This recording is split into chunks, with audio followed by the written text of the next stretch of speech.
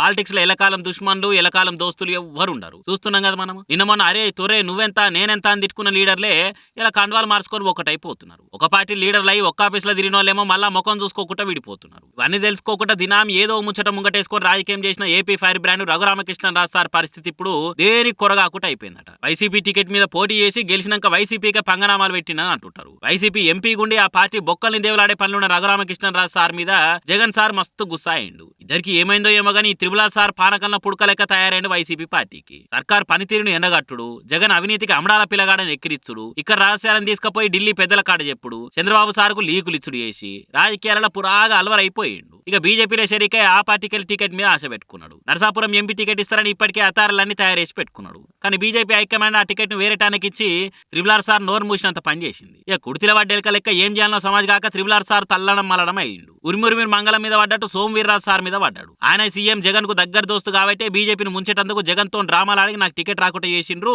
ఈ ఆటలో నేను ఓడిపోయినన్ను ఒప్పుకుంటున్నాను మస్తు బాధపడ్డాడు. అది వాయ ఇది వాయ అన్నట్టు ఇప్పుడు ఏం చేయాలనో సమజైతలేదట. ఓతగితే చంద్రాల సార్ కొంత వెళ్ళిపోయేసిండు కాబట్టి సైకిల్ పార్టీలో ఓతడు కావచ్చు అని అంటున్నారు. ఒకవేళ పోయిన టికెట్ అయితే ఉండదుగా. ఈ లెక్కన రఘురామ సార్ రాజకీయంగా దెబ్బతిన్నట్టేగా అని అంటున్నారు జనాలు. చూడాలి మరి ఈ ముచ్చట ఏం దాకా పోతుందో.